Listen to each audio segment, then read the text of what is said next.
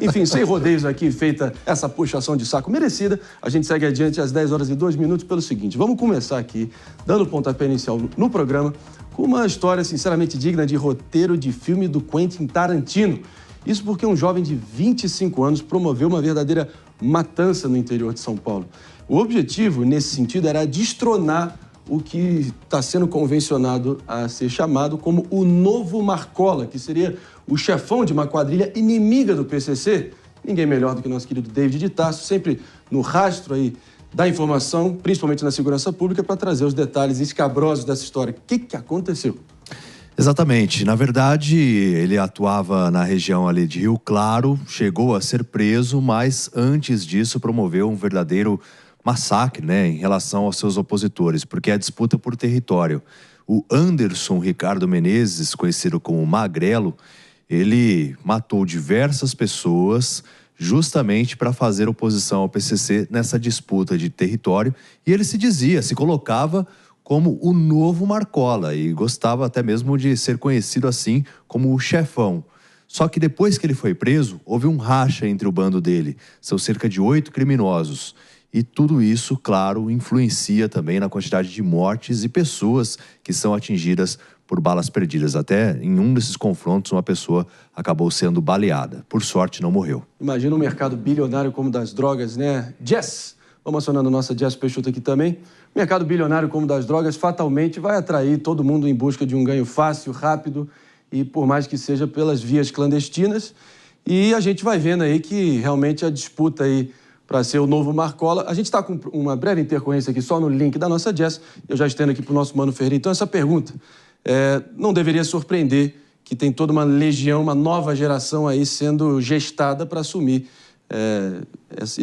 esse vácuo que vai sendo deixado pelas grandes autoridades do crime, né, sendo presas. Exatamente, Marinho. A gente sabe que na antropologia do crime, nessa espécie de cadeia de comando, existe uma espécie de plano de carreira do criminoso, onde para ascender é preciso dar provas de valentia e de crueldade. Então, muitas vezes a gente vê, nesse momento de vácuo de liderança numa organização criminosa, a ocorrência de crimes absolutamente brutais e de tentativas de provar a capacidade criminosa para os pares. A gente sabe que a construção da autoridade numa quadrilha ocorre não apenas com capacidade gerencial, mas com capacidade criminal. Então, provar que é capaz de fazer coisas atrozes acaba virando um motor de uma sina muito preocupante e perigosa que acaba sendo acompanhada pela ocorrência desses casos que assustam a toda a sociedade. Assustam, preocupam e a gente fica impotente vendo a escalada que isso vai tomando. Mas, pelo jeito, pelo andar da carruagem, a gente vai vendo que essa disputa para ser o novo chefão dessas facções muito provavelmente já se encontra na fase de mata-mata nesse momento. Meus amigos. Para quem realmente pode contribuir aqui, que conhece as entranhas desse caso e esses incentivos perversos que vão recrutando toda uma nova geração para assumir os postos de comando nas facções criminosas, é nesse sentido que eu vou convocar agora para trocar um papo com a gente, a desembargadora Ivana Davi, ao vivaço aqui no nosso Morning Show. Tudo bem, doutora? Obrigado pela presença aqui. Conta pra gente como exatamente esses rachas, essa disputa incessante no crime organizado podem acabar impactando o trabalho da justiça e também da polícia. Bom dia, André Marinho. Bom dia a todos que nos acompanham aqui, a bancada. Pois é, O que a gente tem sentido, e esse caso é um caso chamou a nossa atenção, isso aconteceu no ano passado, onde imagine um índice em média de 20 homicídios por ano passar a 40%, então 100%. E isso, logicamente, começou a chamar a atenção da polícia e do Ministério Público. E nessas investigações é que se chegou aí até essa quadrilha do Magrelo, conhecido como patrão e feio, que é o seu braço direito, já estão presos, nessa onda aí de que ele se chamava, dominava, se colocava como o novo Marcola. O Marcola, para quem nos acompanha, é tido, que pese ele negar, como líder da maior facção criminosa do país, uma facção criminosa que nasceu no nosso sistema prisional como sendo aquele que tomaria ali, fundaria uma nova facção criminal.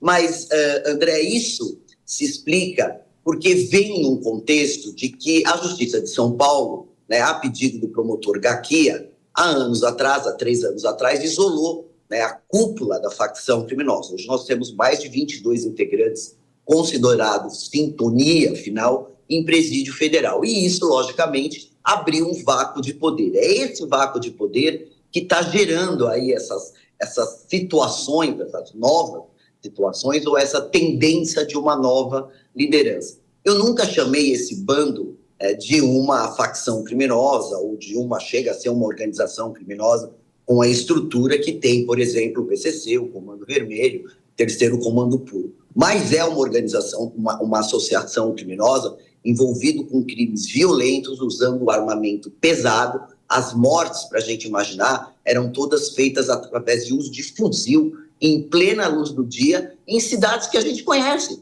né, como Rio Claro, Piracicaba, um braço ali da Rota Caipira. É isso, né, que tem identificado em alguns pontos, algumas associações, algumas quadrilhas tentando aí tomar o espaço que é dessa facção criminosa denominada PCC.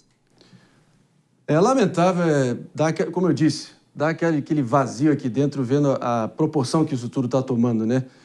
Pelo visto, a gente vê novo Marcola, esses apelidos também que mostram um destemor, um desprezo, um deboche, mostram que eles são felizes, talvez, nessa função, encontraram um propósito de vida exatamente nesse grau de criminalidade e bandidagem que eles seguem perpetrando. E, enfim, é preocupante ver que, assim como no futebol, pelo visto, a base vem forte, só que, nesse caso aí, com o novo Marcola e o PCC. David?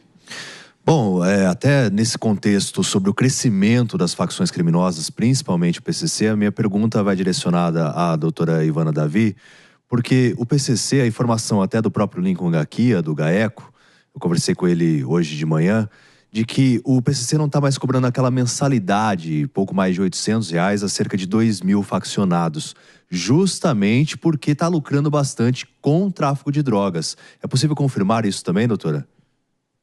Pois é, David, esse é um perfil que a gente tem acompanhado nas investigações dos nossos processos e já está ocorrendo há algum tempo. Por quê? Porque a organização criminosa, ela inclusive tem, né, deixado dentro do sistema prisional aí uma situação difícil, porque para alguns, né, como Andinho, Tiriça, que são lideranças também, abandonado o sistema prisional e hoje, né, só se preocupar ou só ter sua meta para o tráfico transnacional. É um crime que dá um lucro milionário. Já temos notícias que o PCC, além da África, além da Europa, já chegou, né, com embarcações com remessa de droga na Oceania, e com isso ele teria abandonado os presos, que é a bandeira, né? O PCC nasce dentro do sistema prisional com a bandeira de lutar contra a opressão do Estado a favor dos presos. Essa história hoje, para a população e parte, inclusive, do PCC, foi abandonada, e o PCC hoje virou, né, uma narco-organização criminosa que só cuida do tráfico de entorpecente. Com isso, né, uma forma e uma prova de que o PCC cresceu, e cresceu muito, né, com um lucro aí de mais de 1 bilhão e 200 milhões de dólares, teria deixado de cobrar o que a gente chamava de cebola, né, essa mensalidade dos presos, diante do poder econômico que ele hoje possui, inegavelmente comprovado dentro de quase todos os processos que a gente tem em andamento. Só para a gente ter certeza aqui, doutora Ivana, o termo que você mencionou agora é ferrola, é isso? Não, cebola. Cebola. Sabe por que cebola? Aqui, me perdoa, que acontece com os melhores. Aqui eu fico com a minha audição um pouquinho comprometida, perdão. Mas é só para o pessoal que está bem resguardado e bem informado, exatamente. Então, David corrigindo? É cebola, mas sabe por que dessa expressão, André? Cebola. Porque antigamente, lá quando surgiu o PCC, eles utilizavam essa expressão porque era sofrido, eles choravam para pagar a mensalidade, que era utilizada, inclusive, para o transporte de visitas de presos, para fretar ônibus das visitas dos presos. E aí essa mensalidade continuou para a facção se fortalecer. Mas como a doutora trouxe a informação, depois disso, foi com o tráfico de drogas crescendo e hoje chega a marca aí de cerca de 5 bilhões de reais anualmente arrecadados pelo PCC. A gente vem fazendo aqui um trabalho assim decidido há muitos meses aqui para mostrar a extensão até onde estão chegando os tais tentáculos do PCC, já desde agenciamento de jogador de futebol, imóveis de luxo ali no Tatuapé, dominando bairros por completo, assumindo ali operações em portos marítimos também. E não tem jeito, não é isso, doutor Ivana? Que até o momento onde tiver uma ação assim bem coordenada, integrando todas as esferas de segurança a nível nacional, estadual e municipal, por que não? Tem que quebrar assim na canela essa estrutura, talvez realmente cortando ali na fronteira também essa entrada desbragada da cocaína e de todos os entorpecentes, que é o grande ganha-pão deles. Ou será que está muito além disso? Você tem toda a razão, André. Esse é o grande desafio do combate ao crime organizado no Brasil e também no mundo, né? Eu estava até estudando sobre a 'Ndrangheta, a história dessa máfia italiana, que é uma máfia que nós hoje temos investigações comprovando, né, a ligação dela com o PCC. 80% do tráfico de droga do mundo hoje está na mão da 'Ndrangheta e ela tem braço no Brasil e o Brasil tem, né, ligações com essa máfia. A discussão é sempre essa. Então, é uma máfia que nasceu em 1860, tem aí 150 anos, 160 anos aproximadamente, e não se consegue resolver essa situação. A mesma coisa no Brasil. A gente precisa, né, primeiro ter essa oportunidade da própria imprensa ter essa coragem de falar sobre isso. Nós passamos anos numa política de não se falar sobre facções criminosas no nosso país. Está aí o resultado hoje, com 72 facções criminosas devidamente nomeadas dentro do sistema prisional, as duas maiores, o PCC e o Comando Vermelho, com ligações com máfias internacionais. A ideia é sempre a mesma, né? Investigação. Primeiro, cooperação internacional. Nós temos um desafio de fronteira de 17 mil quilômetros, fronteira seca, de 13 países, 12 países na América do Sul, fazemos fronteira com 10. Outros 2 países que têm problema de fronteira é a Rússia e a China, que fazem fronteira com 13 países. Então, veja a situação do Brasil. Que não bastasse a fronteira seca, nós temos uma fronteira molhada de mais de 5 mil quilômetros, que é por onde sai toda essa droga. O Brasil hoje é o segundo maior produtor de cocaína do mundo. Desculpa, o segundo maior consumidor de cocaína do mundo, sem produzir nada de cocaína. Ou seja, toda a cocaína que é consumida no Brasil, que só perde do consumo dos Estados Unidos, vem de fora. Precisamos de cooperação internacional com esses países fronteiriços e produtores de cocaína. Precisamos de inteligência, investimento na polícia, identificação de liderança, fazer esse caminho que nós tivemos a audácia de fazer, que é isolar, né, essas cúpulas, essas cabeças pensantes das organizações criminosas, e por aí tentar, de alguma forma, não seria nem ingênua, André, de propor aí o fim das organizações criminosas, mas pelo menos um maior controle. Eu não sei, você deve ter acompanhado ontem uma investigação identificando integrantes do sistema de segurança, né, principalmente da polícia penal, envolvido com extorsão praticada contra membros de facção criminosa, exatamente colocando, né, até onde está chegando o poder econômico dessa organização criminosa no nosso país. Não tem outra palavra, é chocante, sinceramente, né? Dada aos lucros estratosféricos, faraônicos que os caras estão tendo, o primeiro comando da capital, adentrando em vários continentes, eles estão aí se dando o luxo de poder perdoar a cobrança de mensalidade. Pelo visto, pelo menos enquanto os nossos impostos só sobem, né, mano? Pelo menos na questão tributária, o crime mostra que está compensando, né? Enfim, é triste demais. Mano, David, a gente já volta contigo. Não sem antes nos despedirmos aqui, já agradecendo muito a presença e a disponibilidade de sempre, agregando aqui da doutora Ivana no nosso Morning Show. Obrigado. Eu que agradeço. Tchau, tchau. David, complementando aqui? Não, ela tocou num ponto fundamental. A gente até vai trazer a informação sobre o povo de Israel, que a gente já mostrou aqui no Morning Show, né?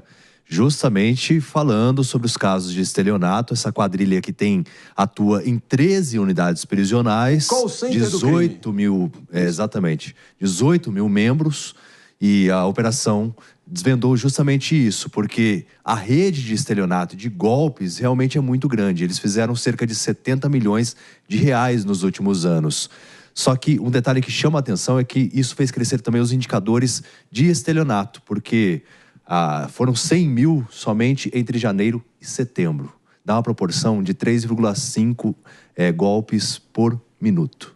Olha só a quantidade. O nosso amado e armado Rio de Janeiro, não é isso? É o maior da série histórica. Repetindo aqui então, qual é esse novo dado recente para vocês entenderem a dimensão que chegou essa cagada federal. Desculpa aqui o francês. Não, 100 mil golpes eles aplicaram entre janeiro e setembro. Olha só a quantidade. Então fez crescer drasticamente o número de estelionatos de golpes aplicados no Rio de Janeiro. A proporcionalidade é 3,5 minutos. A cada 3,5 minutos, menos de 4 minutos, uma pessoa cai num golpe no estado do Rio de Janeiro. Um crescimento de 25% também em relação ao ano passado. Então, assim, é uma escalada de crescimento, né? Isso sem falar que é sempre bom lembrar, né, Aninha, que isso a gente está falando só dos casos registrados. Exatamente. Exatamente. Imagina o pessoal que não denuncia e fica e larga e segue com a própria vida porque não tem tempo para ficar fazendo um BO na delegacia que sabe que não vai dar em nada. Não, e aí, André, tem duas vertentes, né? A primeira é as pessoas que precisam fazer um boletim de ocorrência, porque de alguma forma elas precisam se resguardar se houver alguma consequência para elas.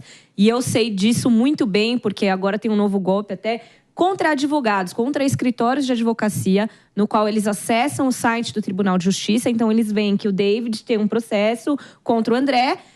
Este processo é patrocinado por mim. Então, eles mandam uma mensagem para você, fingindo que sou eu, te pedindo algum dinheiro, alguma coisa, e te manda dados do processo, ele te manda cópia das petições do processo, então você acredita e acaba caindo. Isso aconteceu no meu escritório, por isso a gente teve que fazer boletim de ocorrência. Nesses casos, André, aqui em São Paulo, pelo menos é online. Mas ainda assim, você perde tempo, você precisa instruir. Ou você simplesmente não denuncia porque você fala assim, é golpe, vou desligar, tchau. Quantas tentativas desse tipo de golpe, além destes que são efetivamente aplicados, as pessoas não sofrem todos os dias. E também tem o fator vergonha também da pessoa não querer admitir que teve que pagar o pato, que foi vítima, que caiu no golpe. Isso tem muita gente que talvez até por ego, de certa forma, orgulho, né? Acaba nem querendo se misturar com isso e entrega na conta de que, não, o Brasil é assim, não tem como mudar, a realidade é essa, entendeu? Cria um cinismo que perpetua, que é horrível para a nossa sociedade. Não, e a proporcionalidade também do crescimento é visto porque o estelionato é um crime de menor potencial ofensivo, ou seja, não tem violência, então a pena é menor. E muitas vezes a pessoa nem é presa. Por isso que a nossa legislação também precisa prestar atenção e estabelecer leis para punir realmente essas pessoas que são pegas no crime de estelionato, porque tem crescido a proporcionalidade e caído também outros indicadores, como roubos, furtos. E o estelionato, muitas vezes a pessoa leva muito mais dinheiro do que propriamente um furto ou um roubo. Eu acho que, enfim, é muito revelador, né, esse caso da facção criminosa do povo de Israel. Claro que uma baita ação da Polícia Civil importante para desbaratar tudo isso, Jess. E a gente falando de 70 milhões de reais movimentados só nos últimos anos, com toda essa rede de extorsão. E vários policiais prisionais também ali mancomunados, cúmplices também dessa loucura toda. E a gente vê, infelizmente, o Rio de Janeiro, claro que não querendo generalizar, mas sendo, mais uma vez, fazendo jus, né? Ao que há de pior lá, de ser a meca da vagabundagem, onde um golpe é aplicado a cada 3 minutos e meio. O que você acha? André, no final desse dia, nós vemos mais uma vez um caso de como as pessoas não acham que vão ser pegas. E vale mencionar que esse é um crescimento de 25%, um crescimento alto em relação ao mesmo período do ano anterior. Então, quando a gente olha para isso e a gente vê a quantidade de pessoas que estão caindo em golpes, mas mais do que isso, a quantidade de pessoas que acham que não vai dar nada, não vai dar nada, não vai acontecer absolutamente nada, dá um golpe desses, a gente vê, no Brasil ninguém acha que vai acabar na cadeia. Isso vale para as estruturas maiores, como nós vimos aí com a doutora Ivana do PCC, até mesmo para essas quadrilhas que dão golpes online, que dão golpes digitais, que dão golpes idosos em bancos, muitas vezes, pegando cartão lá para fazer alguma transação, fingindo lá, pôr no coletinho do banco, fingindo que está ajudando. Então, eu acho que isso é um retrato do que a gente está passando e da necessidade de olhar para a educação das pessoas no sentido digital, ou seja, avisar. Muita gente não sabe como esses golpes acontecem, como a Aninha explicou aí. Isso só piora tudo no final do dia.